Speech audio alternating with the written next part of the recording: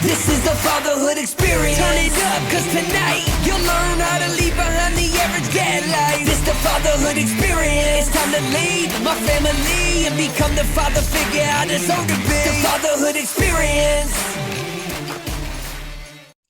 What's up, guys? Welcome back to another episode of the Fatherhood Experience, where we help you leave the average dad life behind and become the ultimate role model your family deserves. We are your hosts, Jason Priest and Zach Smith. We have an exciting episode today to help you get better in your own life. But before we go there, just want to give a huge shout out to all of our fans, all of you guys who have been following us and throughout our journey. And we just ask you one favor, man. We're not here to waste your time. Every week, we're trying to give you as much value as we possibly can. Just share the show. Share the show with a friend, a family member. Share it with somebody in your life that you feel like would get the same amount of value or even more than you're getting by tuning into the Fatherhood Experience on a week-to-week basis. Now, today, we are going to finish up our I think I called it a 4-part series to begin with, but we're gonna combine sleep and stress today and make it a 3-part series. So if you haven't heard the other episodes, we dove deep into nutrition, we dove deep into fitness, and today we're gonna dive deep into sleep and stress and really give you some strategy behind how you can get better in your life regarding sleep and stress, but really also tie this together in the current landscape that we're dealing with in our crazy world that it is today. So, Zach, my man, what's up? I feel like we haven't done a duo episode in a bit. We've had some guest episodes getting out there, man. So, how are things in your world, my man? Ready to go? Going all right, man. It has been a while since we did a dual episode, but it doesn't mean that I haven't been talking to you every single day. So you know what it is, man. Just every day, pounding away, doing what we do, helping guys be the best they can be, man. Today's topic is very relative to me because sleep is something that I have been lacking for many months now. As Ace I'm well aware. Through a stage, yeah. While Ace is going through a stage where he's not independently sleeping anymore because we transitioned him from a crib to a bed. So now he has the freedom to get his little ass up every I can't even say morning, middle of the night, multiple times, and all you hear little footsteps knocking on your door. So my wife and I, what we've been doing is half of the week I sleep in his room with him, and then half the week she does. So it's called teamwork, bro. It's called teamwork, yeah, man. But for the first half, one of us suffers and the other one doesn't. So it's just my time to suffer right now. And, you know, it's fine. It's perfectly fine. Because, you know what we like to talk about, man. We don't get these kids for long. So we gotta. It's gratitude. Even when you feel like you hate it, like you gotta love it. Because I know later on I'm gonna miss when this little guy, and you know this too, because I'm about to share mine too. Yeah, I love it. These guys, like, he's been Ace. Okay, so I'll put it this way: from 5 a.m. until 7 o'clock when we had our meeting in the morning, Ace was terrorizing me, okay? Kicking me, poking me, slapping me on the face, dude, crawling all over me, just anything and everything except laying still. So, and you know this because Colin does the same thing to you, man. But you know, and not to digress too much, but I'm enjoying it, although I hate it because I know I'll miss it later on, man. But again, it's relative to me because sleep is something that I am lacking. Yep. Well, let me tell you, you're a little bit ahead of me with Ace in terms of age. Obviously, we dealt with that with Blake for a while. Right. And Blake was a pretty good sleeper, but now we have Colin. And Colin has been out of his crib for a while now, but he's sleeping in our in his room. And it's funny because we saved a queen size bed for his room for when grandma came and we had guests and stuff, because he usually sleeps with us when we have guests over. Well, he used his crib, like he's literally used that crib like 3 times. He will not sleep in there. So we transitioned into the bed. Well, now every single night, and I'm not telling, it's not even in the middle of the night, dude, 10:30. Jacqueline and I aren't even asleep yet. This dude, we hear him crying on the monitor, and he's figured out how to get his ass all the way down the stairs, come up into the bed. And I was pissed last night. I was like, dude, because he has a little bit of an ear infection right now. Both my kids are dealing with ear issues. His like draining brown ass fluid. Blake had that major surgery not long ago. Right. But with Colin, he's got this ear infection. So I'm like, okay, I'll cut him a little slack. I told her last night though, she was almost asleep when he started crying. I kid you not, dude, it's 10:30 every night now. So we put him down at 9. Or 8, he doesn't go to sleep until 9. I think he went to sleep about 9:10 last night. And by 10:30, he's already up crying, ready to come to our bed, because he's already got in his head that if I cry, they're going to come get me and they're going to put him in the bed. And then he gets to kick me all night. So here's the thing though with him. I told my wife, I said, Jacqueline, here's the deal. We got to break this. I'm going to cut him a little slack because of the ear right now, but I can't have him kicking me in the back all night anymore. To your point, though, I'm trying to embrace it as much as possible. We got one of our clients, we do the little gratitude journal thing in the fatherhood every day. And I love reading all these guys' gratitude. And generally speaking, there's a few guys that always read and comment on mine. Dennis always reads mine because he knows there's going to be something kid related. Yeah. And his kids are grown, right? His kids are, I think one's in college and maybe they're both in college. I think he's missing them. He's missing those moments through your correct. He's reliving that through me, which I love. Yeah. Okay. So he gives me the side jab. He's like, hey man, soak it up while you can, dude. And I'm like, look, I'm trying to keep it in perspective, right? My wife took a picture of me the other day and I don't know. I think I posted it in the group where I'm literally half my pillow is on my nightstand. Granted, we have a king bed, not a California king, but a king. It should be plenty for me, my wife, and a little 2-year-old. This little shit sleeps sideways. So kicks me in the back so his head can be on mom's belly or nuzzled up into her chest or whatever. And he just blasts me all night. And so I just feel myself moving a little bit. And now half my head is on the damn nightstand in a king size bed. To say all that, circling back to the sleep, this is a great topic for anybody out there who wants to live a better life, because the reality is, as you know this as well as I do, dude, this, and you say this all the time, and I love it. This sleep is the number one weight loss pill or weight loss method that nobody wants to talk about because it's not sexy. Right. And so I'm sorry I stole your line.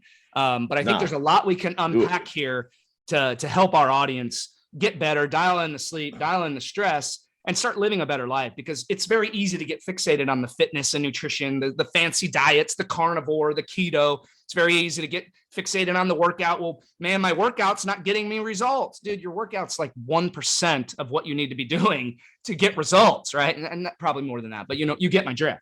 And so I think there's a lot we have talking about the workouts. So we should just talk about the sleep first then probably, because let's do it. When we talk about workouts, the reason why some people say my workouts suck, my workouts are suffering, my workouts aren't getting me the results that I am, that I thought it would, is because not only are the workouts a very smart, they're important, but they're a much smaller part of the equation when it comes to the grand scheme of the whole big picture of fitness. But when your sleep is bad and when your stress is high, what happens to your workouts? They suffer. They suffer. So I think you touching on that, it's actually a perfect place to start, because most people don't realize that when they don't get a lot of sleep, when they're sleeping 4 or 5 hours a night and they try to hit the gym and they're talking about, man, I felt like shit in the gym this morning. I couldn't lift anything. I felt like I had no endurance. I was getting winded. I was feeling like not motivated. And I'm like, okay, well, what was happening? So they're thinking something's wrong with them in the gym. And I'm like, well, what was happening before that? Most people like to blame certain things for certain things. They correlate things that are unrelated to each other, right? They'll think it has something to do with them in the gym when really it's everything that they did that built up to that particular gym session. Right. And lack of sleep is one of them. Right. I had a little bit of a lack of sleep. I have to work out today. I will probably feel it. Right. I am probably going to feel it, but I have the understanding that this is what's going to happen. So all I can do is give 100% of what I have in the tank today. But most people don't understand it. They don't realize that. So I think it's important to note. Yeah, I think, let me, I want to try to give a little bit of an analogy in here, and it might not be the best analogy, but let's think back to the caveman days, right? Where, we were hunters and gatherers, right? Nobody was in the gym lifting weights. They weren't doing push-ups. Like, get real, dude. They didn't probably even know what a push-up was. They're you don't want to expend that extra energy. You need that shit because you don't know when you're going to eat again. You need it. Yeah. Right. And so nobody cared about being jacked. No, they care about living. It was built in to be jacked because they were living off the land, right? They're lifting heavy shit. They're building their little forts in the woods and they're not fighting. They're not foraging for Twinkies, dude. So they don't have like fighting a massive saber-tooth tigers. So they don't have like a massive influx of calories every single day. Correct. And so, if you think back to the caveman days where working out wasn't really a thing, it was just you lived an active lifestyle, right? And I'm not going to talk about their life expectancy and all that. There's a lot of factors that go into that.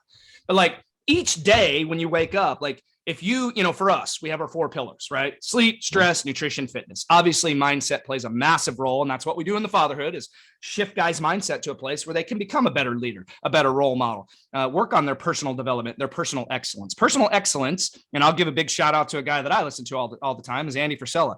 His theory, I guess you'll call it, is Personal excellence is the answer to what's going on in the world right now.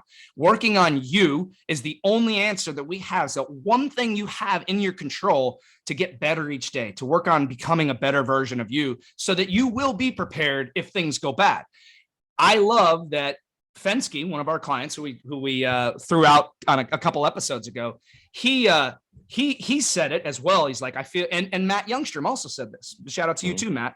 That I feel like right now the only thing that I can truly control is working on me, working on the things that I know that are going to serve me, right? And so I will summarize all that by saying this. I feel like the workout piece, if more guys would look at each category, right? Your sleep, your stress, your nutrition, your fitness, the four things that truly impact your health on a day-to-day basis.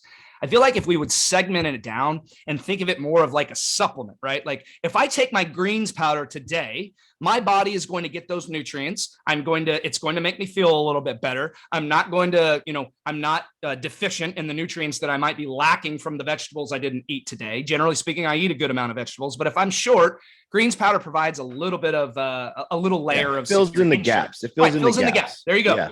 So when you talk about supplements, like if you could segment our four pillars and segment that into supplements, each one of those categories is literally just one piece of the puzzle that you must fill in for the day. So many guys get caught up in this. Well, like my workouts aren't working. I'm in the gym 5 days a week. I'm in there for 2 hours. I'm doing a bunch of sweaty cardio and yada, yada. My trainer's got me doing this and this, and I'm just not getting any results. It's because you're relying on the workout to be the driving force behind everything, dude. If you're not focusing on sleep, you're not getting to bed and sticking to a strict sleep schedule. You're not doing things like eliminating blue light, eliminating the iPhone or the cell phone 30 minutes before bed. You're getting your room cool enough, your sheets. Like there's a lot of stuff that goes into sleep hygiene that guys don't even know about. If they would segment it into, or they would segment it like that and think of it like, I need to take my supplement for the day, right? I need my 7 hours for the day. I need I need to make time for me today. I need to do a gratitude journal or make some time for deep breathing or whatever that looks like in your life. I need to make sure that I'm eating mostly healthy foods for the day. If I eat like shit, I'm going to feel like shit. And then if it's my day to work out, I need to go and I need to do my workout and I need to give 100% during my workout. It's just one piece of the pie, dude. Like you got to do it and repeat it each and every day. And I think so many guys get fixated on, if I just work out all the time, I'm going to get results. And it couldn't be further from the truth. Yep. That is nonsense, man. You cannot now, although some things are going to like get you more results sooner than later, you cannot treat them unequally. They all need to be like, all the stars need to align. You have to treat the sleep as much as you treat your stress, as much as you treat the workouts, as much as you treat the nutrition. Like you have to treat them all the same. Because if all those things aren't aligned, you're fighting an uphill battle that's harder than it should be. 100%. See, that's first and foremost, right? Yep. And second of all, like, why the hell would you not? Why would you try to be the guy that tries to outwork a bad diet? Because we know that that's not possible. And if it is, it's only short term because it's not sustainable for damn sure. I talked to a guy yesterday. Okay. I talked to a guy yesterday on a call. He said he was actually able to outwork a bad diet, but the problem was he was running 3, 4, 5+ miles per day, every day. Yep. And he probably wasn't eating as bad as he thought he was because he was probably tired as hell and beat every single day. Plus, it was taking him probably an hour to run that time. So what's happening when you're running? You're not eating, right? So naturally, he was eating a little bit less. When you're doing cardio, like you will actually not be hungry. Yep. So it's not sustainable. You got to treat every single component of health and fitness equally if you ever want a shot of making it a lifestyle and having it sustainable for the rest of your life. Yeah. You can't just work out for 2, 3, 4 hours a day and expect your life to just be perfectly fine. Because not only is it unsustainable, but it's going to ruin everything in terms of your social life. Yeah. It's probably going to ruin your relationships. Yep. It's going to ruin all kinds of stuff. And this is probably why we get a lot of those guys who talk about, I don't want to go to the gym and work out for hours because I feel like it's going to be selfish. I'm like, well, if you're working out at the gym for 3, 4 hours and you have a family, that's fucking selfish. It's selfish, but guess what? It's stupid. So not working on yourself is selfish. But working on yourself to the point where you're doing something stupid, that's also selfish, but stupid. So man, not to get too far off the topic here, but like, man, everything needs to be treated equally because they're all very, very important. Well, my punchline is like, if you're not making you the number one priority in your life, then nobody else gets the best version of you. And so when you say, making time for yourself and actually doing, that's the most selfless thing that you can do so that everybody in your life gets the best version of you, dude. If you're 50 pounds overweight, it's your fault and you need to fix it, dude. These guys that blame my hormone levels, or, I've got this, dude, just stop, man. Like it's the excuses and the lies that we tell ourselves when we're not committed to the task at hand, which is becoming the most elite version of ourselves. Some guys are just not ready for it. Some guys don't want to work on themselves. And if you're in a place right now where you're like, yeah, sounds great, I want to feel better, but I'm not ready. I get it, dude, because I was there. You were there as well, Zach. And so I'm not going to judge you because you're not ready for change yet, but I'm going to straight up tell you, if you're fat, out of shape, undesirable, and you got no energy, it's your own damn fault. And until you be brutally honest with yourself, own that. Like we did our communication class last night, right? Some of it was around leadership and being brutally honest with yourself, dude. If you're making excuses every day, you're not being brutally honest with yourself. And if you're staying up and watching Netflix till midnight and you're going to bed and you're like, I'll just get 6 hours, I feel okay. Dude, you're not being brutally honest with yourself because your body needs more than 6 hours. This I'll sleep when I die mentality. It's very big in the entrepreneurial world, right? It's like I threw out Andy Frisella. Let me just use Ed Milet. He talks about this. I make what is it like? He sleeps for 6 and then he gets like 2 full days. You can read his book. I think it's called Max Out. I read his shorter book. He talks about it. I'm like, good, dude. Like you're worth $500 million or more, and you've done that. That is not what is the healthy, sustainable way. You can still be a very productive, very successful man and get an extra hour of sleep a night. I can promise you that 1 extra hour that he encourages you to short and sleep when you die, that 1 extra hour could be the make or break between you doing really, really well on a test or you doing really, really well on a certain project for your business and only half-assing it because you're not truly recovered from the night before.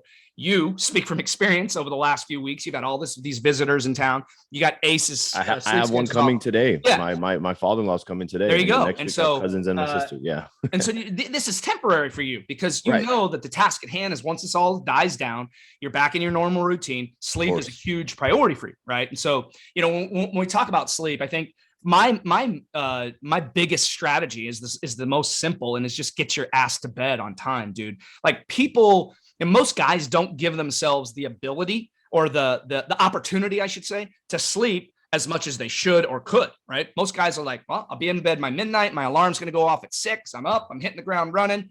Dude, that ain't it, right? I played that game for a long time. And it was also while I was reliant on energy drinks and coffee to make it through the day every day. So yeah, it sucks. Yeah. We talk about this all the time, right?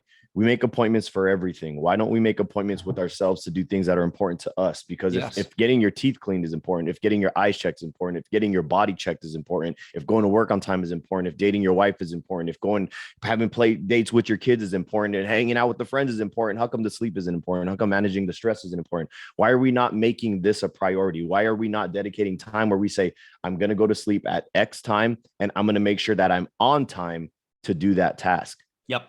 For some reason, and it feels like they feel like they clock out of, like, we'll say, like, life, I guess you can say, right? Like you just like, there's no time where, okay, after 8 o'clock, everything goes out the window and I just clock out, because we hear it a lot of times too. And I know we're talking about sleep and stress, but guys will be like late night snackers, right? Yep. Why do they feel like it's okay to eat well during the entire day and completely ruin it at night? Because they're not managing their stress and they're not going to sleep on time. It all has like an inverse relationship here, right? Right. So guys, for those of you that don't know, the way that sleep works, obviously we need it or we die. Yeah. But when your sleep quality and quantity is very, very low, there are 2 hormones within our body that regulate satiety and regulate hunger. And I used to talk about this all the time, but it's very important and very relevant now. When your sleep quality is garbage, what happens is there's a hormone called ghrelin.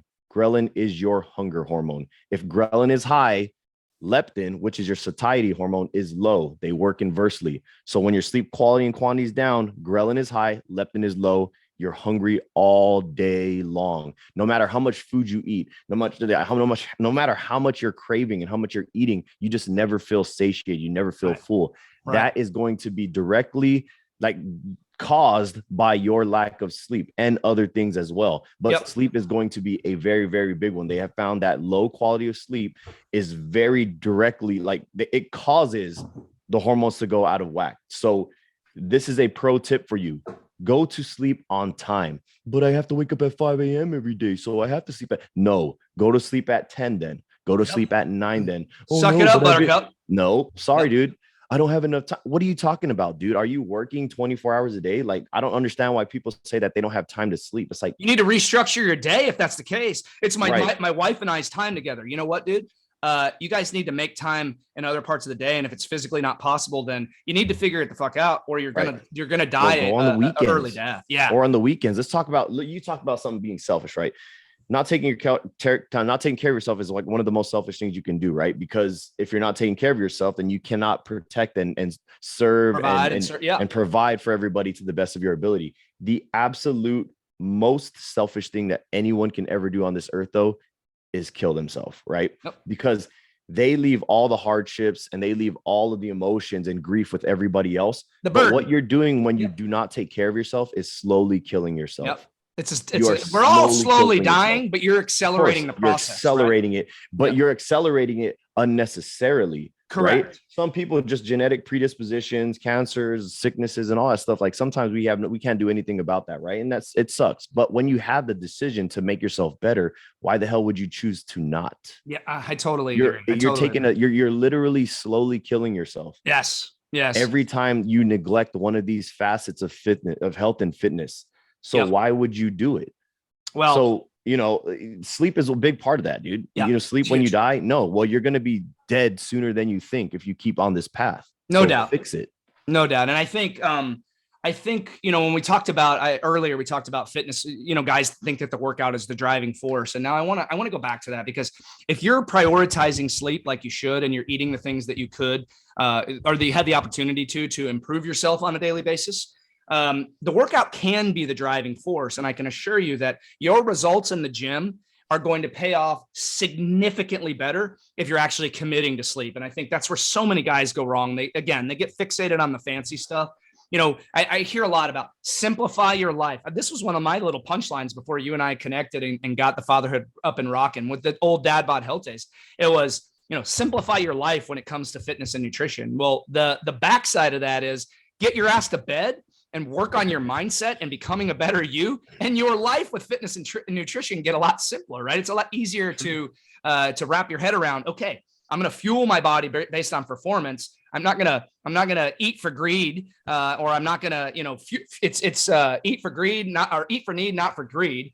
And when you're fueling your body based off your taste buds all the time, it's going to be a recipe for disaster unless you learn how to really cook healthy and incorporate those things in your life. Now, you mentioned something a minute ago about the most selfish thing that you can do is taking your own life. Okay. I have a funeral that I'm attending this weekend, or a memorial service. And I believe that either was the case, it was intentional, unintentional, something mental health related. Okay. This guy's 42 years old, was my best friend in high school. And I did a solo episode on mental health not long ago. And we've done quite a bit on mental health recently. So I want to tie that in here, because with the stress piece, I think that, when we're talking about sleep and stress, they're very much related, like you, right? Like you said, right? Your hormones are all out of whack, yada, yada, yada, when you're not sleeping good. Right. So sleep, these guys have a very connected relationship with sleep and stress. Okay.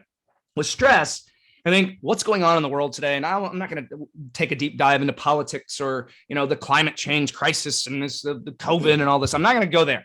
But what I want to say is, because of all this crazy madness, if you guys want that, go check out prior episodes and I go off the fucking chain. And we will do another episode off that very soon, because there's a lot going on right now that I think needs to be talked about. But this is a sleep and stress to help you get better today and moving forward. Okay.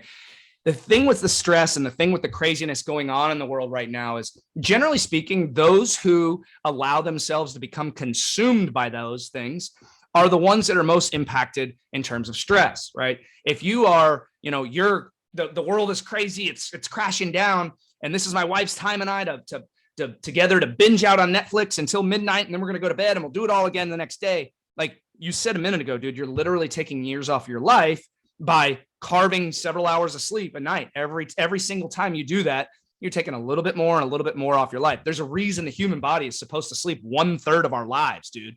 8 hours a day is the recommendation. Most of us sleep 7+. Dude, 1/3 of our lives is supposed to be spent sleeping. Why don't we place a bigger emphasis on this or make it a higher priority in our lives, right? But the stress, okay, this is a huge factor for guys not being able to get to sleep or stay asleep. And I think a lot of it has to do with the things that we've talked about on the show before. Blocking time off of social media, eliminating social media at the end of the night so that negative feedback loop isn't continuing in your mind, making time to work on yourself and getting positivity in your life, listening to a podcast like ours, listening to another personal development podcast, reading a good book, reading like we talked to our clients about last night with Jocko Willink's Extreme Ownership, learning to become a better leader, working on your own personal development, personal excellence are the answers to what's going on in the world today. And I echo that with what Andy said, but I think that's a major impact in guys' sleep right now is because they're ignoring the stress. They're not doing the things that are going to serve them on the front end. So they're paying for it on the back end. What are your thoughts on that?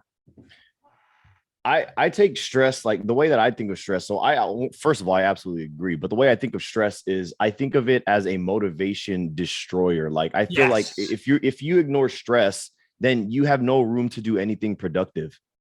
When you're one of those guys in your mind. Yeah. Yes. You're one of those guys. And we know guys like this who are high strung and always like addicted to stress almost, if you will. Right. Like they flock to these it. guys. Yeah. Yeah. They like kind of flock to it. Right. Because you know why? Because it keeps their mind off having to do the hard shit that's going to make them better. Yep. And they like to put out fires. Why would you have several clients like that? Fires? Yes. And that's a reactive way. That's a reactive way of thinking, right? Why would you want to be like that though? Right. Because what is the cause of stress? The cause of stress is, I mean, it could be many things, right? But most of the time it's you not doing the things that you say that you're going to do. Yep. I like to think of them as unfinished circuits within a circuit board or something, a motherboard, right? Yep. And the more unfinished circuits you have, the lesser that you're going to operate or function, if at all. You have too many unfinished loops, unfinished circuits within your life. You're literally going to put everything else before you to try to, you're living behind the curve.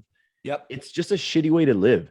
So that's kind of the way that I like when I think of stress, that's the way I think of it. It's like the number one way to not do a damn thing productive for you. Yep. When you do not address stress, you do not address yourself. When you not address yourself, you become worse. And when you become worse, you become stressed. Yep. You brought up negative feedback loop. That is the number one negative feedback loop that I hear all of the damn time. I'm stressed and this and that. I'm like, well, look at your situation. Yep. You and your wife are having issues. You feel like you're not making the money that you should be making. You're not playing with your kids the way that you should, that you're too tired after 10 seconds. So you don't do anything. Dude, why do you think you're so stressed? Because you're not taking care of your damn self. So you feel like shit. Yep. You look like shit. You act like shit, and your life is going to shit. You're living reactively and not proactively. Yes. What are you doing to fix those problems? Right. It's like they just keep stacking themselves on top of each other, one after one. And then they feel like they could never get out of stress. And they're like, why is my life so stressful? Because they let it happen. Yep. It's almost like you're addicted to the stress, right? They become addicted to the stress because they don't know how to break it. And the only way to break it is to work on you, becoming a better man, becoming a better leader, and leading by example for your family. If you're the guy that's always stressed and your kids are seeing you like you're always in a bad mood, you're scrambling all the time, well, what the fuck what example are you setting for them? That's the example that you're setting for them to go off into the world and do the same shit. They do what you do, not what you say, right? We had a business mentor that we worked with for a while who said to me, and it's always stuck in my mind, there are no stressful moments in life. There's no stressful moments in life. There are only stressful thoughts. That really resonated with me because we're the ones that are in control of our stress.